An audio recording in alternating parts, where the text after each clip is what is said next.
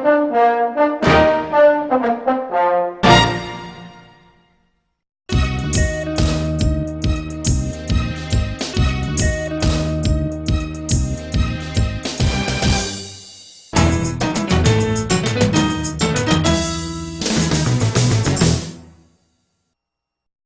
students, I would like to discuss with you a most important essayist, Charles Lamb.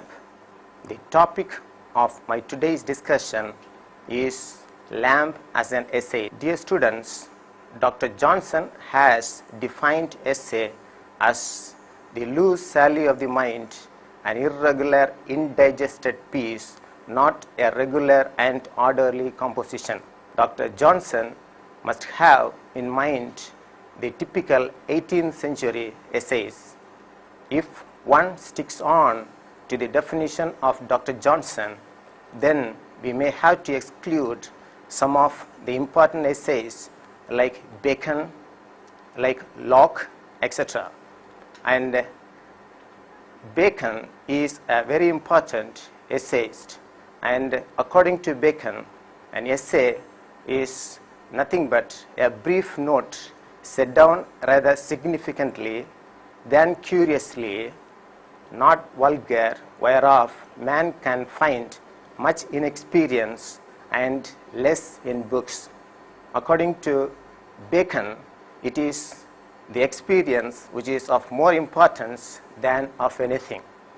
Bacon gives less importance for books, and Bacon's definition should also be taken into consideration. But Bacon does not say anything at all about the interest that is supposed to be created by reading an essay. In real terms, the essay should also create an interest on the part of the reader while reading the text.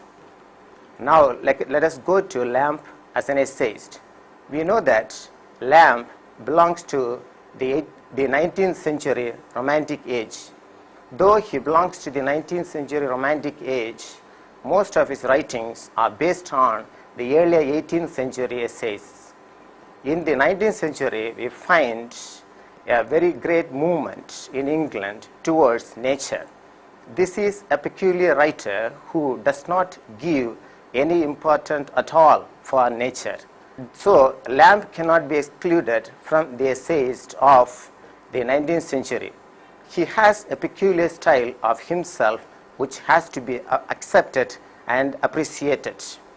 And as far as Lamb is concerned, we know that his essays are most of the times speaks about the past than the present. He is an essayist who dwells in the past. Hazlitt calls Lamb as one who awaits the present, mocks at the future, and pitches his tent in the suburbs of existing manners in order to live there happily. That is how Hazlitt calls Lamb.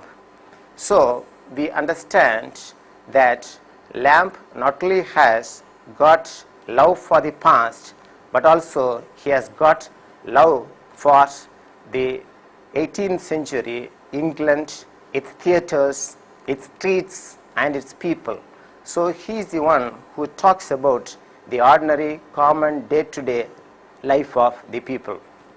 Now let us discuss some of the essays that has been written by Lamb. The first essay I would like to discuss is Dream Children, a Reverie. Dream Children is a reverie of Lamb himself. In this essay, we find Lamb being seated in the midst of children. One is Alice and one is John. They are the two children of his own. We know that children love to listen to stories. Here also, John and Alice are willing to listen stories from the father, and Lamb himself is much eager to tell stories and arouse interest on the part of his own children. And first of all, he begins the story of his own mother and their grandmother, Mrs. Field. He says that Mrs. Field is a good woman and she lives somewhere in Norfolk. She lives in a very big house. The big house has been surrounded by very good large estates, and though she is not the owner of this house, she is considered as the owner because she maintains the house as if it's her own, and the owner of the house is staying somewhere in the city. Then the father tells that the house has got a lot of ornaments of stories of children engraved in woods in the house. Of late, these ornaments are taken away from this house and are replaced in the owner's newly built house.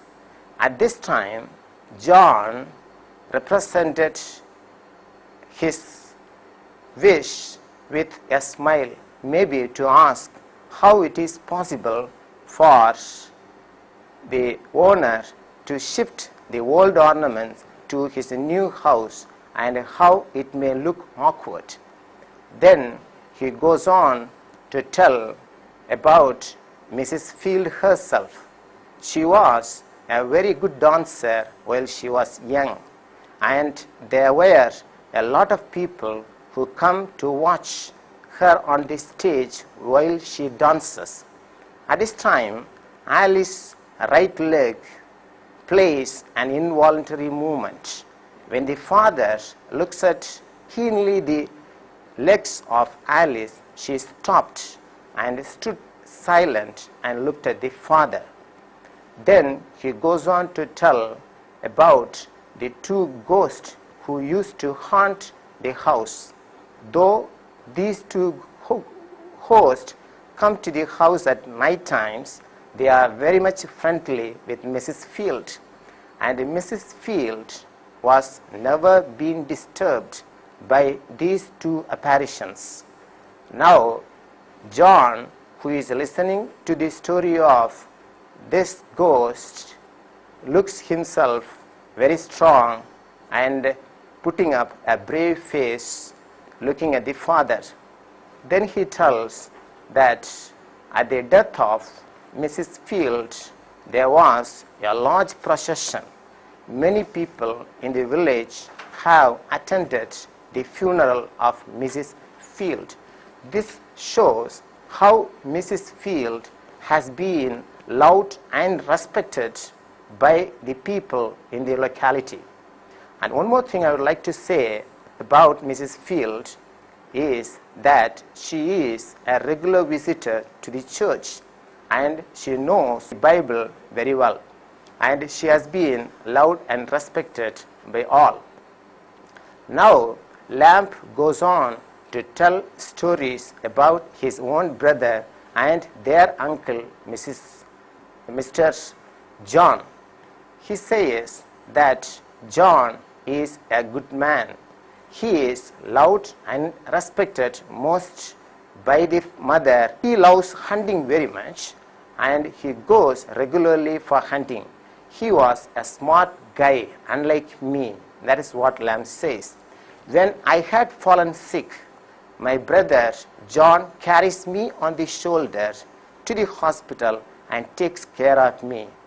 And he loves his brother John very much, and John also loves him very much.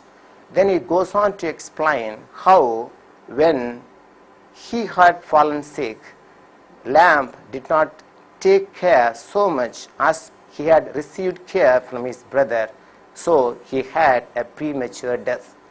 By listening to the story of the grandmother and the uncle, now the children are crying aloud and they want the father to tell some stories about their mother, Mrs. Field, about their mother. And Lamb goes on to tell a story about their mother. He says that your mother, Alice Winterton, was a good and smart girl while she was young. and she has been in love with lamb very much. And while telling that story, the father looks at the eyes of the child. Now Alice, the Alice whom he had already loved, eyes could be seen in the eye of his own daughter, and she stands up from place and starts moving backward and trying to disappear from the place, telling that we are not your children, nor are we children at all. Now Lamb wakes up from his sleep and finds himself being seated in his own armchair. Now listen, students, this is the story of a man who wanted to get married and bring forth children and wants to play with the children by telling stories to them. Unfortunately, all these things could have been fulfilled only in his dreams. You know that Lamb had a very pathetic personal life. He wanted to get married. He was in love with a woman for about 7 long years, but all such things could not materialize in his life. And he is the one who has witnessed the death of his mother in the hands of his own sister. It was he who had to take his sister Mary to the hospital.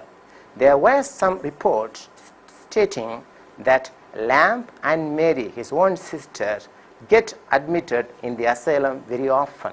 So he has been destined to live a life of bachelorhood. This is the story of a man who sacrificed the life for the benefit of his own sister, and he is supposed to live in the world of dreams. A psychological fulfillment that he gets is only through the dreams, an unconscious state coming into a conscious mind at the time when he is not awake, is it? Now, dear students, this is a very good story to say that Lamb's autobiographical is getting expressed. And this story, we find the expressions of his mother, Mrs. Field, about his own brother, John, and there are some notes about the woman whom he has been in love with also. So this essay could be considered as an essay representing the autobiographical element of Lamb. A great critic, Mark Hunter, says this is the wail of a deeply sympathetic and keenly loving soul for whom fate has apportioned, means gifted, loneliness. That is the story of Lamb. As I told you already, that Lamb is the one who tried to present himself without showing egoistic tendencies. He wants to say life as it is without giving pompous and color to it. Now, dear students, let us go into the second essay that has been written by Lamb, which I would like to discuss here. This is a dissertation upon a roast pig. You know the meaning of dissertation. Dissertation is nothing but a finding where you are going to investigate to find out something which is not so far been found out by anyone. And dissertation upon a roast pig is the essay written by Lamb, which he has taken from the Chinese manuscript. We know that men have been living on uncooked flesh of animals, and through this story, Lamb tries to tell to the people how the art of cooking has been invented. This is the story of Bobo and Hoti. Bobo is the son and Hoti is the father. They are living in some remote corner of a village somewhere in China. In that part of the world, keeping pig is considered something luxurious. The father, Hoti, is very proud that he is the owner of about 9 large pigs, and he used to go out to tell to his friends about the majestic and luxurious items that he used to shelter at home. That is about 9 in numbers, not 1 and 2. And he is very much proud of it. One day, he goes out into the forest, leaving all the 9 pigs under the shelter of his own son, Bobo. We know that children are much playful and they love to play with fire. And here too, Bobo likes to play with fire. And whilst he so does with fire, it accidentally caught into the cottage where all the 9 pigs have been sheltered. And within few minutes, the cottage has been demolished and destroyed and devastated, killing and perishing all the 9 pigs. The boy, Bobo, doesn't know how to react. He is much afraid because his father takes care of the 9 pigs very well, and he likes and loves them more than himself. So he doesn't know how his father is going to react on looking at the 9 dead pigs which he has been nurturing and nourishing all through his life. While he was grieving so, he found some smell emanating from some corners. He wants to examine. He goes near to a pig and touched the upper surface in order to examine how this pig has perished.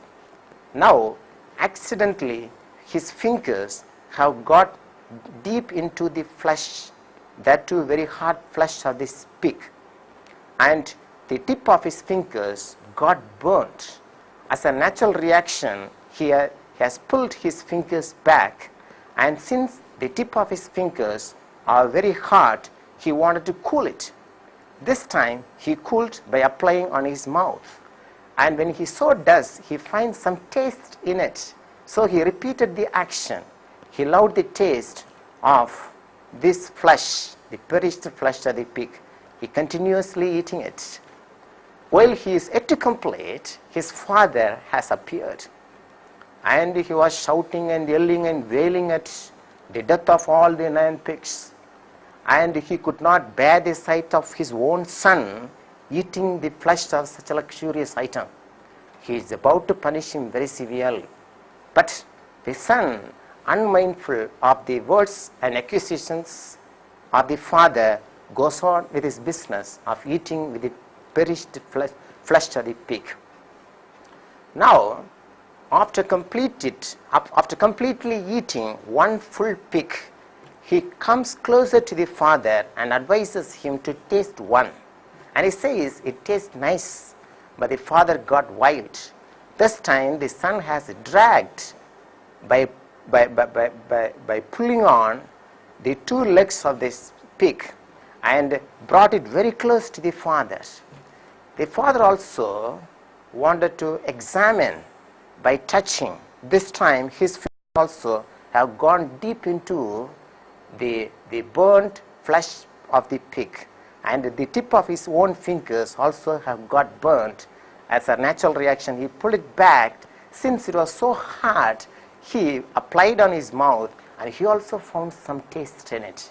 So he also has repeated, and he congratulated and thanked his own son Bobo for inventing such the flesh of a pig, which could be used as a food. And he loved and he liked his son very much. Now, dear students, as we know that this being luxurious in that part of the world is not supposed to be killed and eaten as they do. So they have done it within their house, and this was not known to the public for quite a long time. But somehow, as our public is, this public is also very much fond of knowing things that happens in the next door. Somehow they got that their house is on fire very often, and they also examined the reason behind killing and eating the flesh of the pig. So it has been reported and brought to the notice of the authorities and at last into the court. Now the judge is about to give a very hard verdict against Bobo and Hoti, because we know that they have done something against law, against the society, against the norms and regulations. So it has to be punished accordingly. Now, before the judge gives his final verdict, he asked the two people to bring a specimen of the pig into the court. So now, dear students, a specimen of the perished pig has been brought into the court. Now the judge too wanted to examine what really happened in the house of Bobo and Hoti.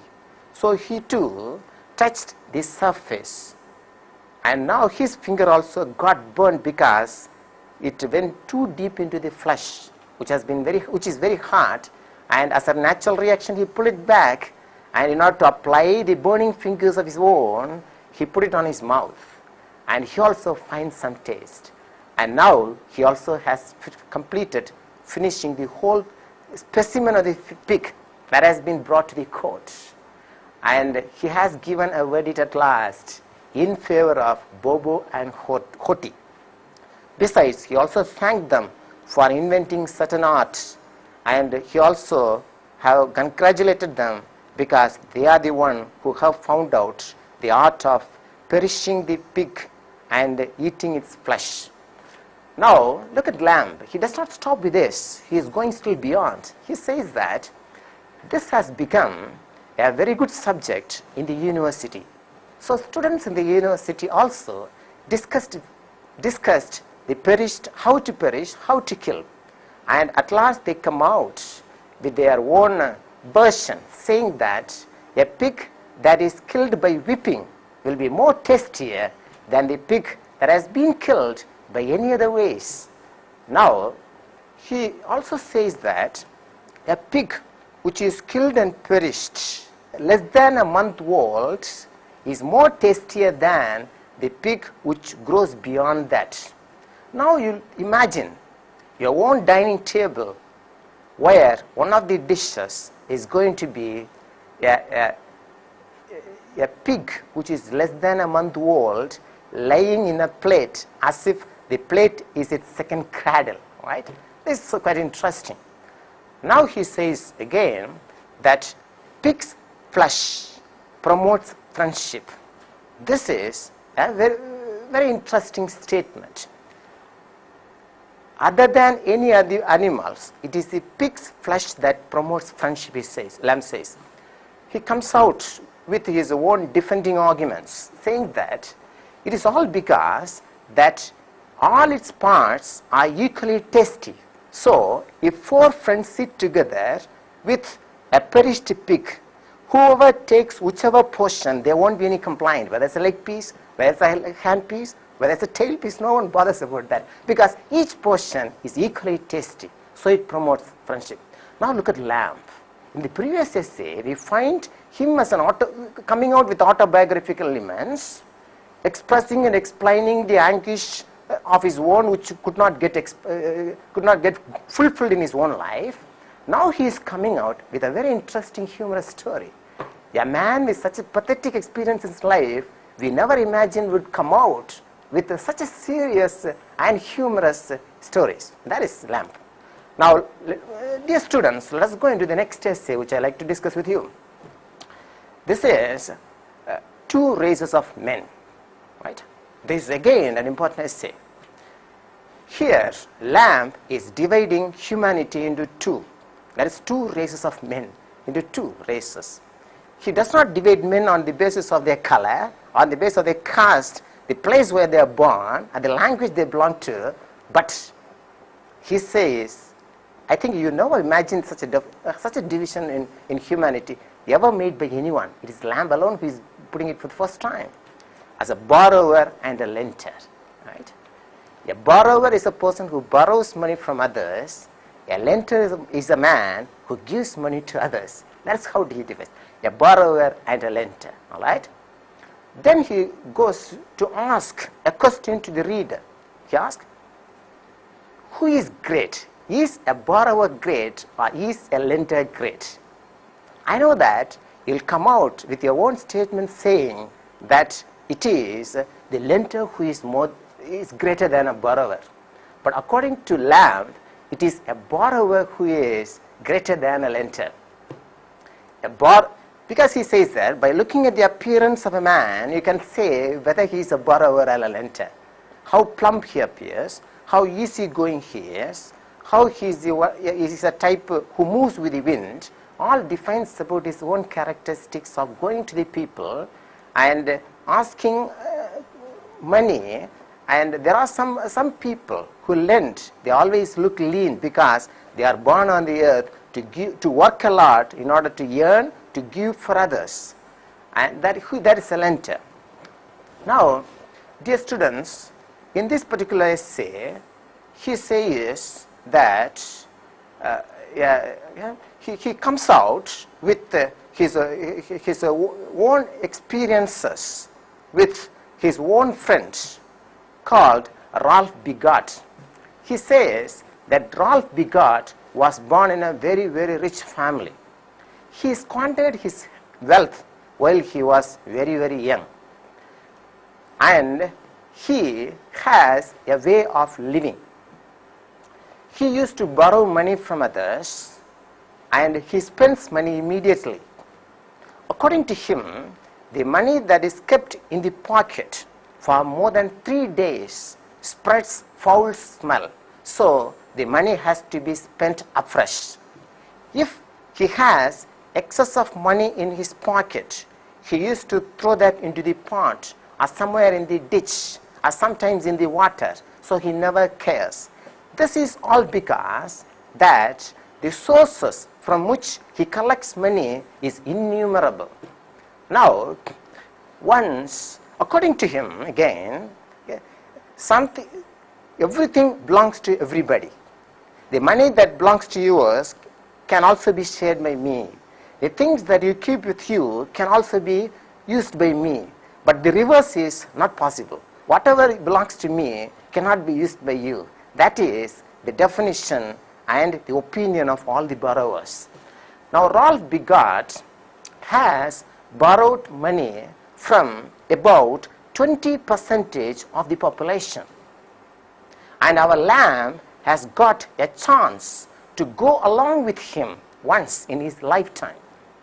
And while he was going out, there were too many people looking at him with a surprise. And Ralph Bigot holds his head high in order to say that this is the man from whom I have borrowed 10 pounds. This is the woman to whom I have borrowed 20 pounds. So it goes on explaining by indicating the number of people whom he meets. He is not ashamed that he hasn't returned the money that is borrowed. Moreover, he is very happy that he has borrowed money from such a large sources. Now, after the death of Ralph Bigot, there were a lot of people who came to have a last look at his dead body, because they came to say that this is the man who has borrowed money from me. So there are a lot of people who followed his dead body when the procession was on. Such an interesting character Ralph Bigot is. Now Lamb also try to explain the differences between a tax collector and a borrower. Okay? He says that a tax collector comes to your house with a grim face, whereas a borrower comes to your house with a smiling face. He asks umpteen pleasant questions to you in order to make you suit to his need of giving some money with which he has come to you, right? Now, a tax collector will not come in all seasons. He will come in on particular seasons alone. On the other hand, a borrower will come on all days. Then a tax collector used to give receipt for the money that he collects. On the other hand, a borrower usually never gives any receipt for the money that he receives from others. These are the definitions. Now, towards the end of the essay, Lamb says that a man who is born to lend money will continuously doing that till the end of his days, in spite of number of instances where he has been deceived. On the other hand, a man who is born with the habit of borrowing will continue with that till he dies. So, towards the end of the essay, Lamb says, if a borrower comes to you and if you have the habit of lending money, please don't stop the temptation. Your purse automatically gets opened and money flows from you into the borrower, and he will be so happy.